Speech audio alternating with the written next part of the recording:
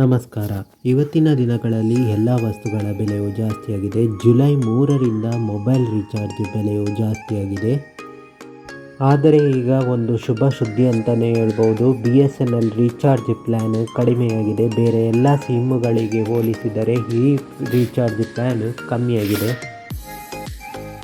ಆದ್ದರಿಂದ ಹೆಚ್ಚಿನ ಸಂಖ್ಯೆಯ ಜನರು ತಮ್ಮ ಸಿಮ್ ಕಾರ್ಡ್ ನಂಬರನ್ನು BSNLಗೆ ಪೋರ್ಟ್ ಮಾಡ್ತಾ ಇದ್ದಾರೆ. ಹಾಗಾದರೆ BSNLಗೆ ಪೋರ್ಟ್ ಮಾಡುವುದು ಹೇಗೆ?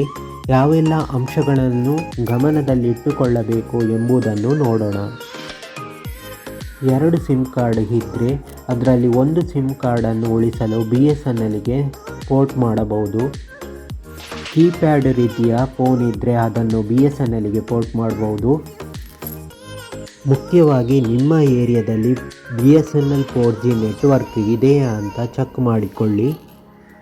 ನೆಟ್ವರ್ಕ್ ಚೆಕ್ ಮಾಡಲು BSNL ಕವರೇಜ್ ಮ್ಯಾಪ್ ಅಂತ ಟೈಪ್ ಮಾಡಿ ಗೂಗಲಲ್ಲಿ ಸರ್ಚ್ ಮಾಡಿ.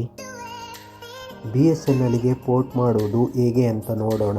ಮೆಸೇಜಿಗೆ ಹೋಗಿ ಪೋರ್ಟ್ ಅಂತ ಟೈಪ್ ಮಾಡಿ, ಸ್ಪೇಸ್ ಕೊಟ್ಟು ಮೊಬೈಲ್ ನಂಬರ್ ಟೈಪ್ ಮಾಡಿ, ನಂತರ 1900ಗೆ ಕಳುಹಿಸಿ. ಮೆಸೇಜ್ ಸೆಂಡ್ ಆದ ನಂತರ UPC ಕೋಡ್ ಬರುತ್ತದೆ. ಆ ಕೋಡ್ ಮತ್ತು ID ಪ್ರೂಫನ್ನು ಹತ್ತಿರದ BSNL ಆಫೀಸಿಗೆ ಹೋಗಿ ಕೊಡಬೇಕು.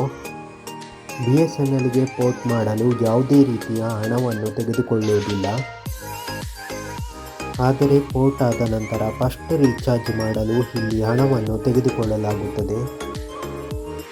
ಇಲ್ಲಿ ರೀಚಾರ್ಜ್ ಪ್ಲ್ಯಾನ್ ನೋಡುವುದಾದರೆ ಬೆಸ್ಟ್ ರೀಚಾರ್ಜ್ ಅಂತಲೇ ಹೇಳ್ಬೋದು.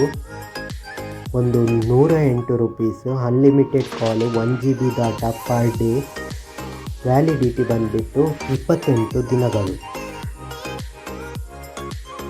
ಈ ರೀಚಾರ್ಜ್ ಪ್ಲ್ಯಾನ್ ಕೀಪ್ಯಾಡ್ ಮೊಬೈಲಿಗೆ ಬೆಸ್ಟ್ ಅಂತಲೇ ಹೇಳಬಹುದು.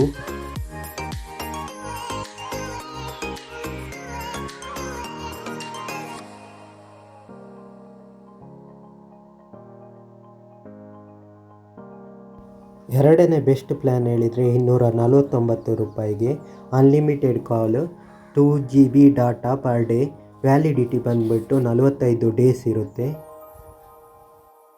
ಒಂದು ಪ್ರಾಬ್ಲಮ್ ಹೇಳಿದರೆ 5G ನೆಟ್ವರ್ಕ್ ಇಲ್ಲ ಎಂಬುದಾಗಿದೆ.